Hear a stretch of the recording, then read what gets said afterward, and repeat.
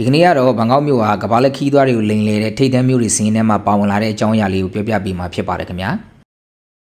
Mastercard Economic Institute ကနေပြီးတော့မှထိုင်းနိုင်ငံမြို့တော်ဘန်ကောက်ကခီးသွားများလိမ်လည်မှုအများဆုံးမြို့တော်အဖြစ်ဖော်ပြထားတာကြောင့်မလို့အားလျက်အတွင်းမှာဘန်ကောက်နဲ့ထိုင်းနိုင်ငံရဲ့တခြားနာမည်ကြီးနေရာတွေကိုတွဲရောက်လည်ပတ်ကြမဲ့သူတွေအနေနဲ့အထူးပြုကြဖို့နာအတွက်ကိုမှတိုက်တွန်းထားတဲ့ The Straits Times ရဲ့ဆောင်းပါးတစ်ခုကိုဖော်ပြပေးမှာပဲဖြစ်ပါတယ်ခင်ဗျာ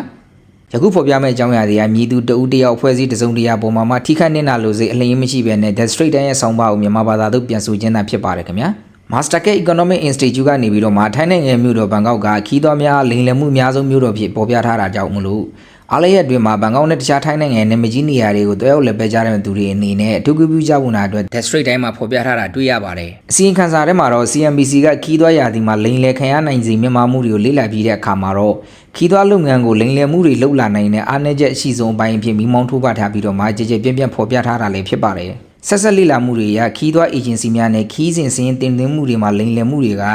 အရှားလုပ်ငန်းတွေမှာဖြစ်ပေါ်လေ့ရှိတဲ့လိမ်လည်မှုတွေထက်ကိုလေးစားပိုတယ်လို့ဆိုထားတာပါလိမ်လည်ခံရတဲ့နှုံစီခံချက်တွေရတော့ပူနွေတဲ့ယာတီမှာနာမည်ကြီးနွေယာတီလက်ပတ်စရာနေရာတွေမှာ18%နဲ့အေးတဲ့ယာတီမှာဆောင်းရာတီလက်ပတ်စရာနေရာတွေမှာမယုံနိုင်လောက်အောင်28%ထိမြင့်တက်လာခဲ့တယ်လို့လည်းအချက်လက်တွေကထောက်ပြပါတယ်။ဘန်ကောက်မှာတော့အထူးသဖြင့်လက်တားတက္ကစီတွေနဲ့ကားငှားလုပ်ငန်းတွေကခီးသားလုပ်ငန်းတွေအတွက်လိမ်လည်ခံရနိုင်ခြေအများဆုံးနေရာတွေအဖြစ်အစီခံစာကနေပြီးတော့ထောက်ပြထားပါတယ်။တက္ကစီတွေနဲ့ကားငှားလုပ်ငန်းဆိုင်ရာပြဿနာတွေကမြို့တော်မှာ48%ထိလိမ်လည်မှုစီစဉ်ခံချက်တိတိတတ်တာရှိနေပါတယ်။ငွေပေးရှိပြီးတာနဲ့ခီးစဉ်ကိုဘယ်တော့မှအကောင့်ထဲပေါ်မှာမဟုတ်တယ်လို့ကြော်ညာထားတာတွေနဲ့လည်းကွဲပြားနေပါလိမ့်မယ်လို့အစီခံစာနေပြီးတော့မှဖော်ပြထားပါသေးတယ်။လိမ်လည်ခံရနိုင်ခြေကတစ်မျိုးနဲ့တစ်မျိုးကွဲပြားနိုင်တော့လဲပဲဘန်ကောက်ကတော့နှစ်သက်ဖွယ်မကောင်းတဲ့အဆင့်မှာသူ့ကိုယ်သူဖော်ပြနေပါတယ်။ Mastercard Economic Institute ရဲ့အာရှပစိဖိတ်ရဲ့စီးပွားရေးဆိုင်ရာပညာရှင်ခေါင်းဆောင် Mr. David Mann ကပထဝီဆိုင်ရာရှားနားချက်တွေကိုအောက်ပါတိုင်းသိစိတ်မိမောင်းထိုးပြထားပါတယ်။တချို့မျိုးတွေမှာတော့အစားအသောက်ဝန်ဆောင်မှုလုပ်ငန်းတွေကဲ့သို့အခြားလုပ်ငန်းတွေမှာလိမ်လည်မှုတွေဖြစ်ပေါ်နိုင်တော့လဲပဲ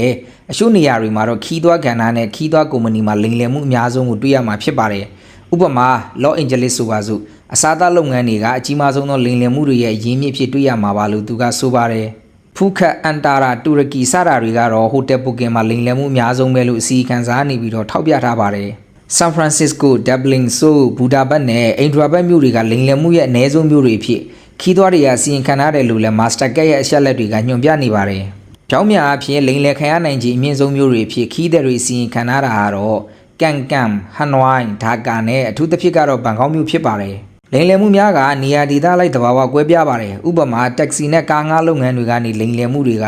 ဟောင်ကောင်နဲ့ဘာစီလိုနာမှာဆိုရင်စုစုပေါင်းစီရင်ခံချက်များရဲ့2%များသာဖြစ်ပါတယ်။သို့ပေမဲ့လည်းကိန်းဂဏန်းအချက်လက်တွေရတော့ဂျကာတာတွင်66%နဲ့ထိုင်းနိုင်ငံရဲ့မြို့တော်ဘန်ကောက်မှာတော့48%တိရှိနေပြီးတော့မှထိုင်းနိုင်ငံရဲ့မြို့တော်ကိုလာလည်သူတွေအနေနဲ့အထူးရင်ဆိုင်နေရတဲ့စင်ခုံမှုတွေပဲဖြစ်တယ်လို့ The Straits Times ရဲ့ဆောင်းပါးမှာဖော်ပြထားတာပဲဖြစ်ပါတယ်ခင်ဗျာအားလုံးကျေးဇူးတင်ပါတယ်ခင်ဗျာ